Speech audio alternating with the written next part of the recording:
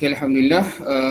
So inshallah, this will be the second class of this week number 10, right? So we in this week or in this session we will finish off the second part of chapter 10, which will be about moment of inertia by using composite areas, right? Um, so I hope you already have received all of the previous quizzes. I think I have written up till the most recent quizzes.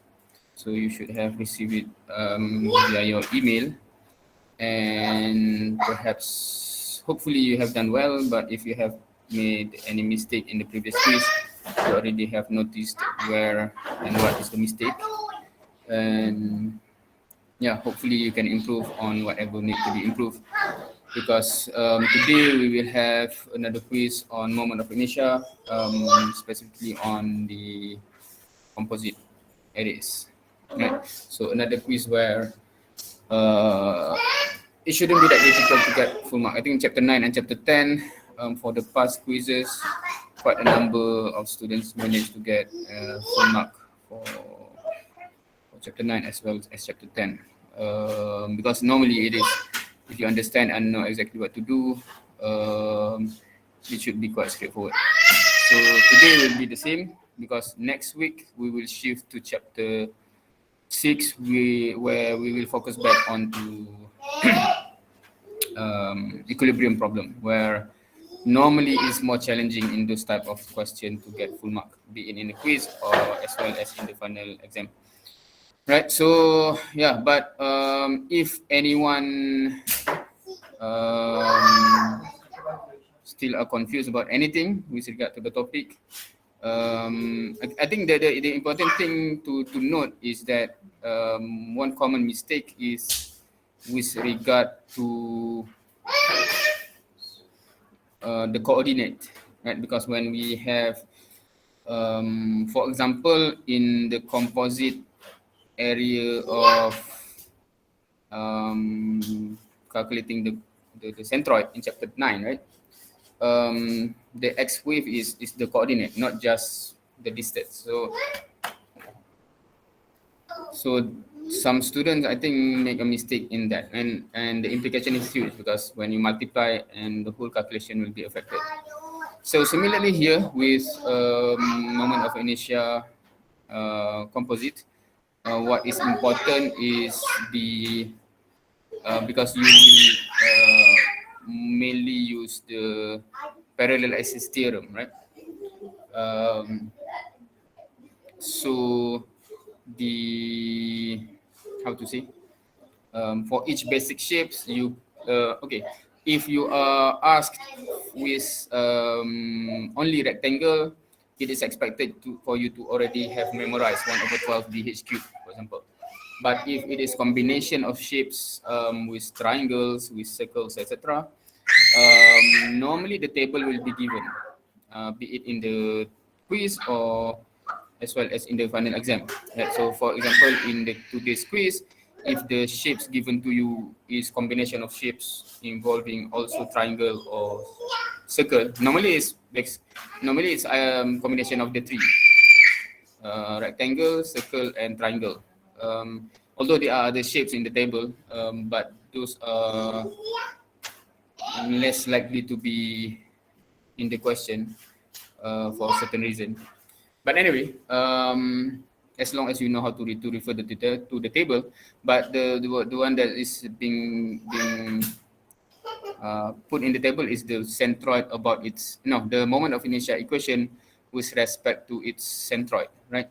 So you have to apply parallel axis theorem to get what is the moment of inertia about the axis that the question want, and hence you have to identify what is the dx or dy for the a dx square or a dy square portion, right?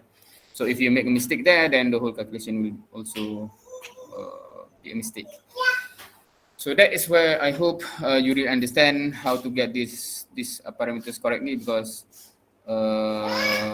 normally that is the only reason why student do not manage to get full mark for this particular topic, right? So if you are confused about anything with regard to that one, please do ask.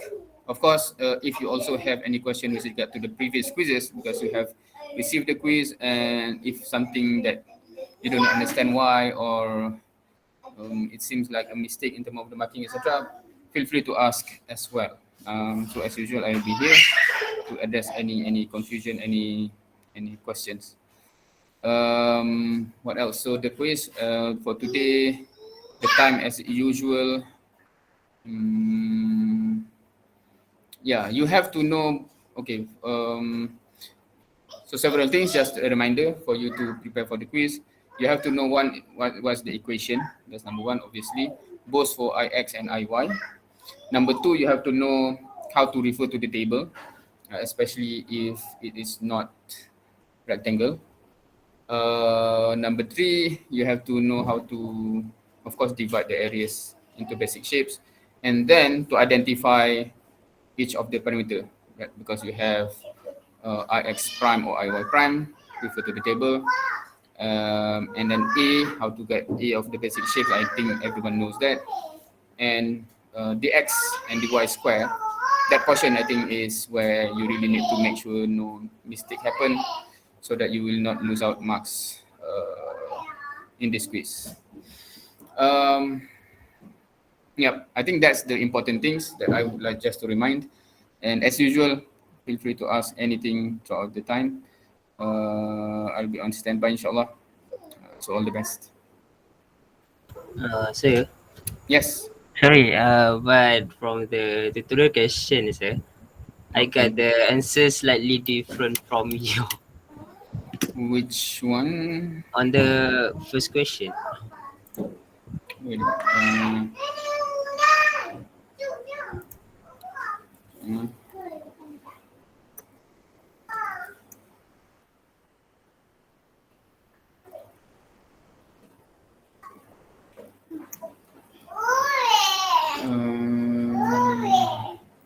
meaning, okay, let me see. On the first question, meaning the method is the meaning is there, meaning what's the issue? Meaning you identify any mistake or Just the answer. Method tu dah sama lah. meaning just the calculation? Ah,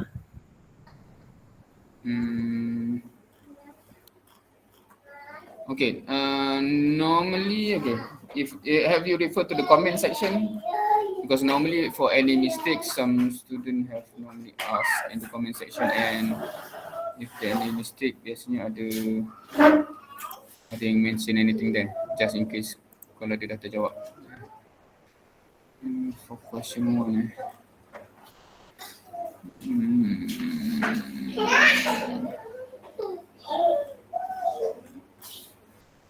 Anyway, any other students that face the same thing? This is for Ix or Iy?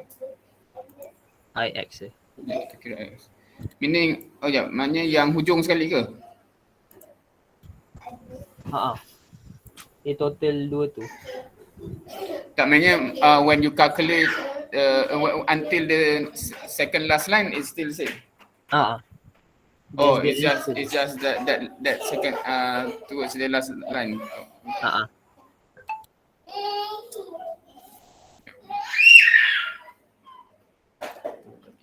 Last.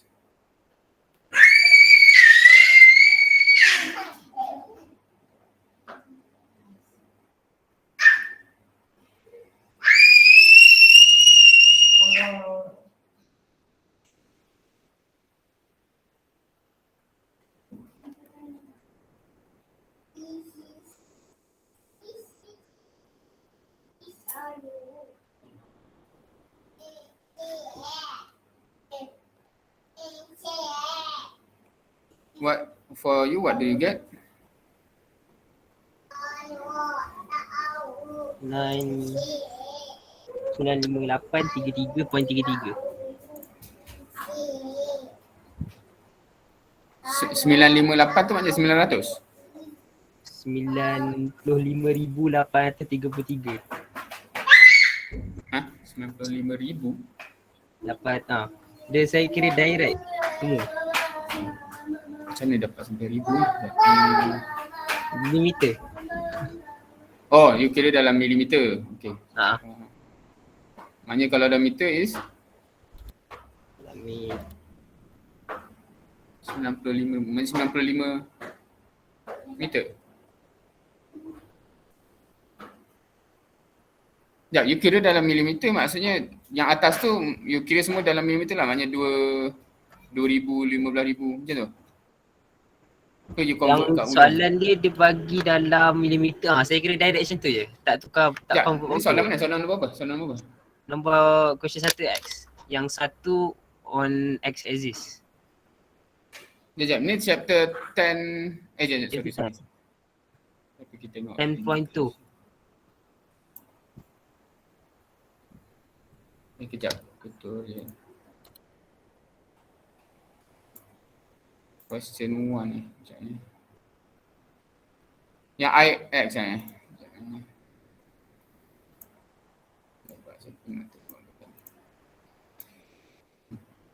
Yang saya punya jawapan 25 tu ke? Yang tu ke?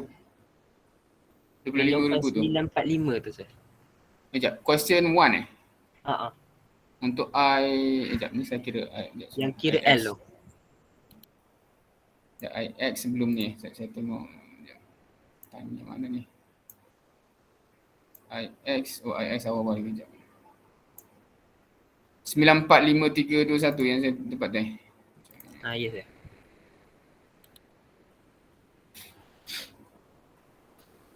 Tak, maknanya yang 4 item tu sama dah. 12, 5, 50, 03. Dah. Tu. Kalau dalam komen ada mention apa-apa tak? Question 1, there's a mistake. Sekejap, ni apa betul ni? Question 1. Itu sama je So, kalau ada silap calculation dan dia silap.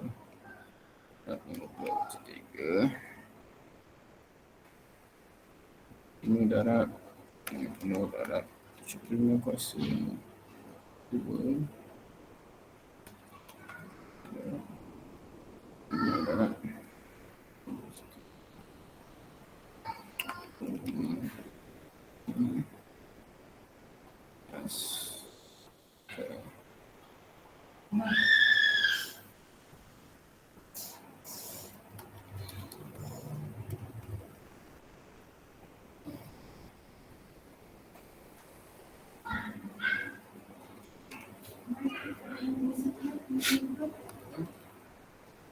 saya kena ada kertas ni kalau nak.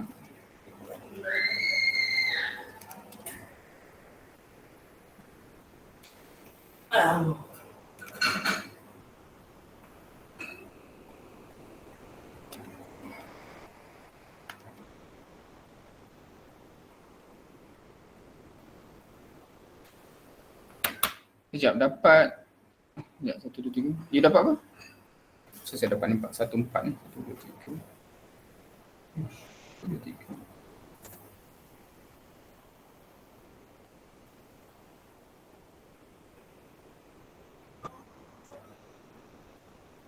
Saya dapat 148 ni. What do you get tadi? 95,833.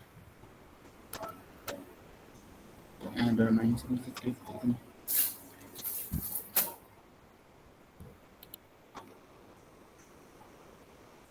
So, kalau biasanya saya nak elak calculation ni, saya kira tak kertas satu-satu. Sekarang ni saya kira terusnya, saya dapat lain pula ni.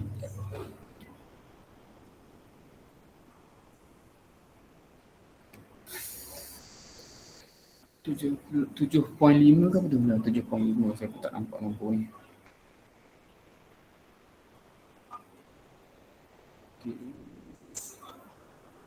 Satu lagi tu.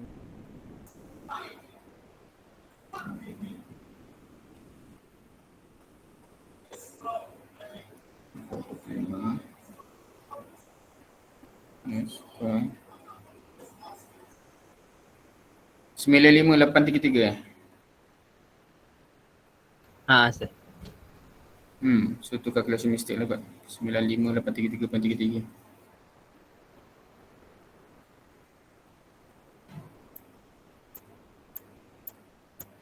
Okay, thank you, sir. Alright. Okay. Sir, Yes. saya nak tanya, kalau macam untuk yang composite areas kan, yang contoh let's say ada bulatan, lepas tu dia bulatan tu bukan area dia, kan kita kena tolak kan? Hanya dia berlubang ke? Yang berlubang. Lepas tu Okay. kalau yang contoh kita nak cari Ix dia kan, Ix sama dengan Ix prime tambah dengan A dy square. Kira yang Ax prime dengan A dy square tu kena tambah ke untuk yang berlubang tu, ke Ix prime dia kena tolak A dy square dia? Okay, rumus contohnya Ix equal to Ix prime plus A dy square tu remain. Okay. Cumanya dia jadi macam kalau kita ada macam area 1 campur area 2 tolak area 3 contohnya. Contohnya area 3 tu yang lubang tu kan. So nanti dia jadi macam Ix untuk area 1 campur Ix untuk area 2 tolak Ix untuk area 3. Oh, So Ix tu maknanya Ix tu the whole thing lah, the whole macam kira tambah dulu untuk apa area 3 tu, barulah yang total area 1 2 tolak dengan area 3. Dia macam tolak dalam kurungan lah semua. Tolak dalam kurungan. So in bracket kira tambah lah kan Ix dengan ADY untuk yang area ketiga tu. Betul. Okay. Sebab takut careless je sir. Alright. Okay. Lepas tu satu lagi sir, kalau yang parallel axis theorem ni, dia yang ADX square dengan ADY square ni memang distance daripada axis to centroid lah kan? Betul. Centroid tu adalah centroid yang based on shape lah kan sir? Betul. Okay. Okay, saya rasa tu juga sir. Alright. Sekejap, ada lagi. Pasal yang bab sebelum ni saya, yang integration tu, saya macam confused sikit kalau macam nak determine dia punya part. Let's say kalau horizontal part kan saya kan, saya like confused nak determine part ni kenapa yang ada yang part tolak dia punya ni daripada part tolak X, ataupun ada yang kita ambil X je. Okay. Now you kena faham X dan Y itu adalah koordinat tau. Ni integration kan? Ya, integration.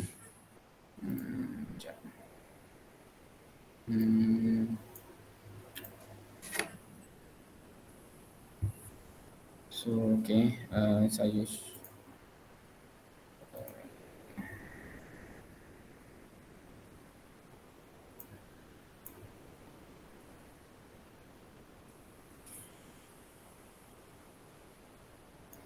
now you nampak ni kan, kalau kita ada tu kata axis macam ni, and then katalah whatever shape yang menyebabkan kita ada, kalau yang simple ni macam ni, kalau simple, okay, kita ada curve lah, kita ada curve katalah macam tu kan. Tak kisahlah curve macam ni. Lepas tu katalah area yang bawah ni, maknanya shaded tu yang bawah. So kalau kita buat elemen tu, elemen dia jadi macam ni. Okay. Right.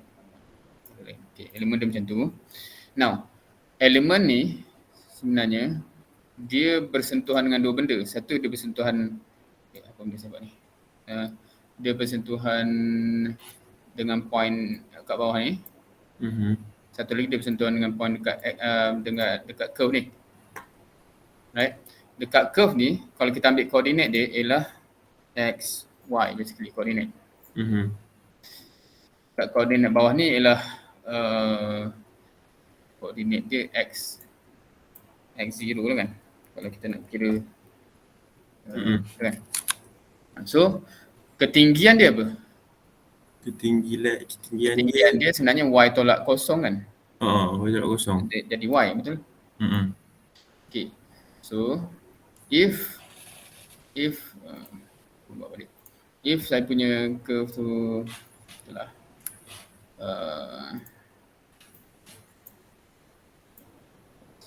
katalah shaded area dekat atas, Shaded area kat atas. kita punya elemen jadi macam ni katakan. Right? So dia sebenarnya dia macam dia antara, maksudnya kalau kita kata pasal dia bertemu dengan dua benda, satu kat sini, satu kat sini. Right? Katalah nilai ni 5 So kalau kat sini sebenarnya X, Y, kat sini ialah X 5. Oh, sorry. X 5, right? So ketinggian dia ni ialah 5 tolak Y. Macam kat tu faham? Okay, faham. So yang ni dia Y ni sebenarnya Y tolak kosong. Dia macam height ni Y, ni kosong. Y tolak Jadi kosong. 5 tolak Y. So itu dia jadi macam tu. You jangan memorize dia macam, so kalau macam kalau kita kata kita ambil horizontal macam ni, kalau kalau shaded dia bawah ni, dia punya horizontal jadi macam ni kan, macam ni lah, right? Macam tu. So kalau kita ada nilai kat sini, apa nilai ni, actually nilai ni tolak X lah. X di hujung lah kan. Kalau dekat sini X tolak kosong. X tolak kosong, so X je lah kan. Faham. So basically kita yang elemen tu sebenarnya kita nak tengok elemen yang kita letak dekat dalam kita punya graph tu rasa kan. Betul. Kita nak tengok panjang dia lah sebenarnya kan. Elemen ni sebenarnya cara you bahagi-bahagi kan. So dia jadi macam bila you chop macam ni, elemen dia jadi macam tu lah. Okay. So dan kita ambil salah satu elemen as a representative. Bila integrate tu kita tambah semua elemen ni sebenarnya. Okay. Dia contoh kalau kita nak cari Ix kan guna horizontal element kan. Okay. So yang kita punya horizontal tu lah yang kita kena tengok apa dia punya measurement lah kan. Kira yang dia punya ke atas tu akan confirm jadi dy lah kan. Betul. Okay. Kalau untuk yang vertical pula, yang horizontal tu dx lah, yang kita kena tengok panjang yang untuk yang menegak tu. Yang menegak. Okay. Betul. Faham. Alright, clear. Of course kalau satu lagi ialah yang kalau dia ada dua-dua curve. So dia jadi macam Y2 tolak Y1 lah. Dua curve.